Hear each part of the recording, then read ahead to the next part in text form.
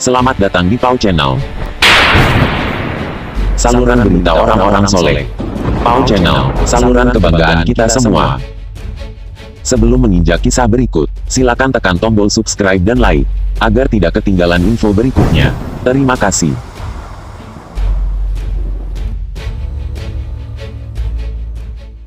Sa'id bin Zaid. Nama lengkapnya adalah Sa'id bin Zaid bin Amr bin Nufail al-Adawi. Sa'id bin Zaid wafat 51 Hijriah 671 Masehi, adalah seorang sahabat Nabi dari golongan muhajirin yang pertama-tama memeluk Islam. Ia memeluk Islam sebelum Nabi Muhammad berdakwah di rumah Al-Arqam bin Abi Al-Akram. Sebelum dia masuk Islam, dia mengikuti agama ayahnya, Zaid bin Amr bin Nufail, yang mengikuti agama Nabi Ibrahim. Nasab Sa'id bin Zaid. Nama dan nasabnya adalah Sa'id bin Zaid bin Amr bin Nufail bin Abdul Uzza al-Adawi, satu kabilah dengan Umar bin Al-Khattab radhiyallahu anhu. Ia dilahirkan di Mekah 22 tahun sebelum hijrah, termasuk salah seorang yang pertama-tama memeluk Islam dengan perantara dakwah Abu Bakar As-Siddiq radhiyallahu anhu. Sa'id bin Zaid menikah dengan adik Umar, Fatimah binti Al-Khattab radhiyallahu anha, sementara Umar menikahi saudarinya, yaitu Atikah binti Zaid. Ayahnya bernama Zaid bin Amr bin Nufail adalah seorang yang hanif. Meskipun hidup di masa jahiliyah, ia tak pernah sujud kepada selain Allah. Zaid bin Amr bin Nufail merupakan sosok yang mengikuti agama Tauhid dan mencela agama kaum Quraisy, yaitu menyembah berhala. Dia melindungi bayi-bayi perempuan yang akan dikubur hidup-hidup oleh orang tua mereka. Dia adalah satu dari 4 orang di antara suku Quraisy yang tidak mau menyembah berhala dan memilih untuk memisahkan diri dari sukunya pada hari raya mereka. 4 orang itu adalah Zaid sendiri, Waraqah bin Naufal, Ubaidullah bin Jahsy, dan Utsman bin Al-Khwairis. Zaid bin Amr bin Nufail menjelajahi Jazirah, Mausil hingga Syam untuk mempelajari agama Ibrahim, agama yang lurus, dengan belajar dari rahib Nasrani dan Robi Yahudi. Di Syam, tepatnya di Mifa'ah, dia bertemu seorang rahib dan menanyainya tentang agama yang lurus. Rahib itu menjawab, "Kamu mencari agama yang kini tidak lagi ada penganut murninya. Namun, sudah dekat waktu kemunculan seorang nabi di negeri yang kamu tinggalkan. Nabi itu diutus oleh Allah atas dasar ajaran Ibrahim yang lurus, Al-Hanafiyah. Maka kembalilah ke sana, karena dia diutus sekarang pada zaman ini." Zaid mengikuti saran rahib ini dan segera kembali ke Mekah. Namun, di pertengahan negeri Lakham, dia dianiaya dan dibunuh.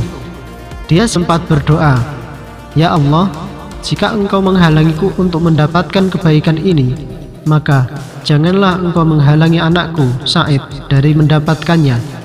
Ia tidak tahu harus mengikuti siapa, karena di zaman ini belum ada Rasul yang diutus. Sa'id termasuk 10 orang yang dijanjikan masuk surga. Pada zaman Rasulullah SAW, terdapat banyak sahabat yang selalu mengikuti beliau. Sahabat Nabi Muhammad SAW adalah orang-orang yang mulia. Jumlah para sahabat Nabi Muhammad SAW mencapai ratusan ribu lebih. Akan tetapi, ada yang paling dimuliakan di antara sekian ratus ribu sahabat Rasulullah SAW tersebut.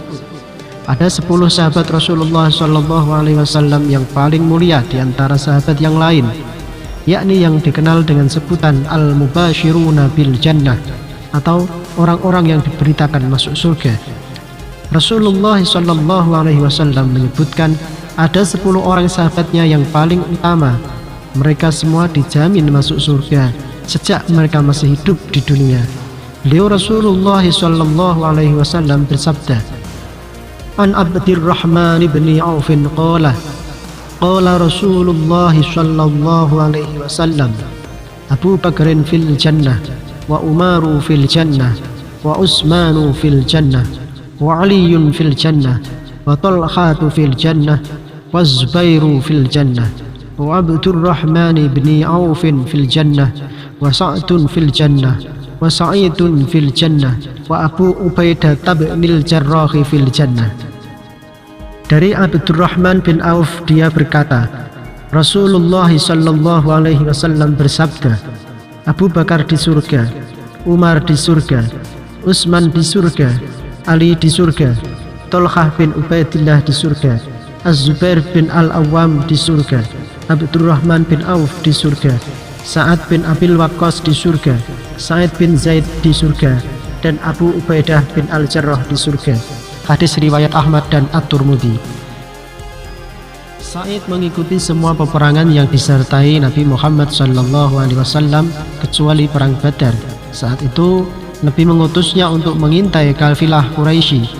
Ketika kembali dari tugasnya, perang sudah selesai. Meskipun begitu, Sa'id tetap dianggap ikut perang dan mendapatkan harta rampasan perang. Sa'id ikut dalam perang Yarmuk, yaitu penaklukan Damaskus di Syam. Sa'id meninggal di Aqiq, jenazahnya dimakamkan di Madinah. Mengenai keramatnya, Bukhari dan Muslim meriwayatkan bahwasannya Urwah bin Zubair berkata, ada seorang wanita yang bernama binti Uwais yang mengadukan Sa'id bin Zaid dalam kasus tanah kepada Marwan ibnul Hakam. Wanita itu menuduh Sa'id bahwa ia merampas tanahnya secara tidak sah. Ketika Sa'id bin Zaid dihadapkan kepada Marwan ibnul Hakam, ia berkata, bagaimana mungkin aku akan berani mengambil tanah seseorang secara tidak sah setelah aku mendengar sabda Rasulullah Shallallahu Alaihi Wasallam? Tanya Marwan ibnul Hakam, apakah yang kamu dengar dari Rasulullah Shallallahu Alaihi Wasallam?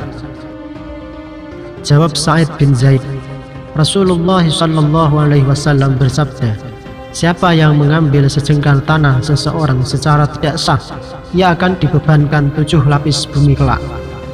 Jawab Marwan, aku tidak akan minta bukti lagi lebih dari ini. Kemudian Sa'id berdoa, Allahumma in kanat kadhibatan fa'mi basaraha waj'al qabraha fi dariha. Ya Allah, jika wanita itu memang berdusta, maka jadikan matanya buta dan matikan ia di tanahnya sendiri. Doa Sa'id ini dikabulkan oleh Allah Subhanahu wa Ta'ala, dan kedua mata wanita itu jadi buta dan ia terperosok ke dalam lubang di tanah yang diperkarakan itu sehingga ia mati di dalamnya.